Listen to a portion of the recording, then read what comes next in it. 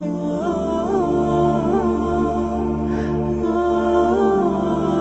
جزیرہ تھا، وہاں کا سیاسی نظم یہ تھا کہ سال کی آخری تاریخ کو جو ان کا موجودہ بادشاہ ہوتا اس کو جنگل میں چھوڑتے اور نیا بادشاہ لینے کے لیے وہ ساحل پہ آ جاتے۔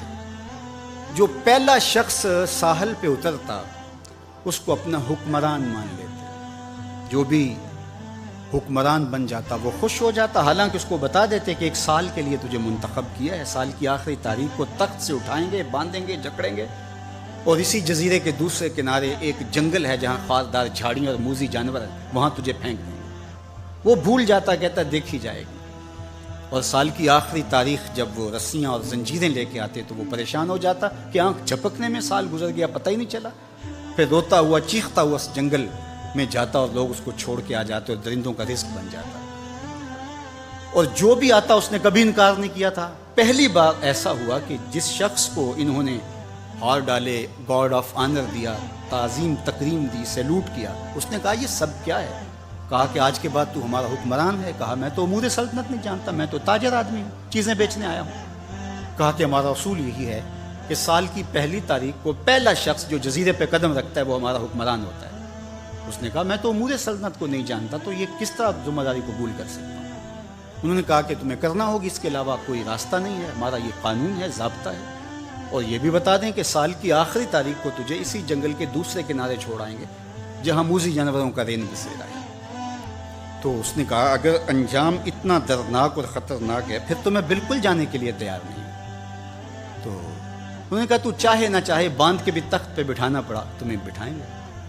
اس نے کہا اچھا مجھے یہ بتاؤ کہ سال بعد میری بات مانو گے یا نہیں؟ انہوں نے کہا کہ ہاں، قانون میں تو ترمیم نہیں کر پائے گا، لیکن یہ ہوگا کہ تیرے انتظامی حکم ہم ماننے پہ مجبور ہیں۔ اس نے کہا ٹھیک ہے، میں تمہارا حکمران بننے کے لیے تیار ہوں۔ رومی بولتے ہیں کہ جب بھی کوئی شخص تخت نشین ہوتا تو وہ بھول جاتا کہ میرے 7 سال کی آخری تاریخ میں کیا ہونے والا ہے۔ وہ عیش و عشرت کرتا اور یوں وقت گزارتا، سال کی آخری تاریخ آنکھ جھپکنے میں آ جاتی، لیکن یہ پہلا شخص تھا تخت نشین ہوتے اس نے پہلا حکم نامہ جاری یہ کیا کہ کمانڈوز بلائے جائیں۔ بلائے گئے، کہا اس جنگل میں چلے جاؤ جہاں تم بادشاہوں کو پھینک کے آتے ہو اور وہاں کے موذی جانور کاٹ ڈالو۔ پھر بلدیہ کے ملازمین بلائے، کہا جاؤ جا کے وہاں کی جھاڑیاں کاٹو۔ پھر معمار بلائے، کہا جا کے وہاں محل تیار کرو۔ کچھ لوگوں کو بلایا، کہا جا کے وہاں پھول لگاؤ، پھلدار درخت لگاؤ، سایہ دار شجر لگاؤ۔ پوری حکومتی مشینری اس جنگل کو کٹوانے، وہاں کے موذی جانور قتل کروانے اور وہاں خوبصورت محل بنوانے، کنویں کھدوانے اور پھلدار درخت لگوانے میں صرف کر دی۔ اب سال کی آخری تاریخ کو جب وہ زنجیریں لے کر آئے تو اس نے کہا کہ مجھے کیوں جکڑتے ہو، میں خود جانے کے لیے تیار ہوں، اس لیے کہ یہ اس تخت پہ آرام سے نہ بیٹھا، یہاں بیٹھ کے تیاری وہاں کی کرتا رہا جہاں اس نے جانا تھا۔ کافر اور فاسق دنیا کے تخت پہ عیش کرتا ہے، بھول جاتا ہے کہ میں نے کہاں جانا ہے، اور صالح مومن اس تخت پہ آرام سے نہیں بیٹھتا، جہاں جانا ہے اس کے لیے تیاری کرتا رہتا ہے، اور جب جنازہ اٹھتا ہے تو وہ کہتا ہے اجلوا بی ولا تؤخروا بی، دیر نہ کرو، مجھے جلدی لے جاؤ، میرا تو وہاں انتظار ہو رہا ہے۔ اور پھر جب وہ وہاں پہنچتا ہے تو القبر روضۃ من ریاض الجنہ، وہ جنت کے باغوں میں سے باغ بن چکی ہوتی ہے، وہ سارے تھور، ساری جھاڑیاں، ساری آگ اور وہاں کے سارے بھڑکتے ہوئے شعلے بجھا چکا ہوتا ہے، اپنے اعمال کے لشکر بھیج کے۔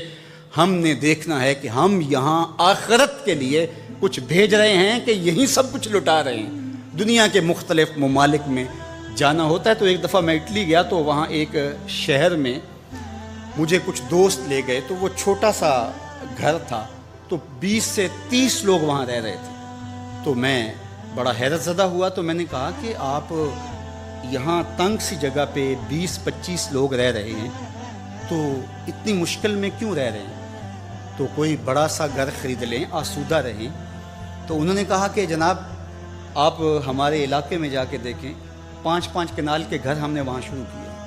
ہم یہاں کمائی کرنے آئے ہیں، عیش کرنا تھوڑے آئے ہیں، ہم تو چند سالوں کے لیے یہاں آئے ہیں، اس لیے ہم یہاں سے کماتے ہیں، بھیجتے وہاں ہے جہاں ہم نے ہمیشہ جا کے رہنا ہے۔ میں نے کہا یہی تو میں سمجھانے آیا ہوں، جہاں جتنا رہنا ہے وہاں کا انتظام بھی اس حساب سے کرو۔ حضور نے فرمایا کن فی الدنیا کانک غریب، اور عابر السبیل، دنیا میں ایسے رہو جس طرح مسافر اور اجنبی رہتا ہے، دنیا پر جینا لگا کے بیٹھ جاؤ، چند دن کے لیے آئے ہو، یہ آخرت کی کھیتی ہے، دار العمل ہے، وہ آخرت دار الجزا ہے، تو قبل اس سے کہ وہ وقت آئے ہاتھ ملتے رہ جائیں، توبہ کا در کھلا ہے، سورج ابھی مغرب سے طلوع نہیں ہوا، اللہ کی رحمتیں برس رہی ہیں، اٹھے ہوئے ہاتھ وہ موڑتا نہیں، خالی نہیں پھیرتا۔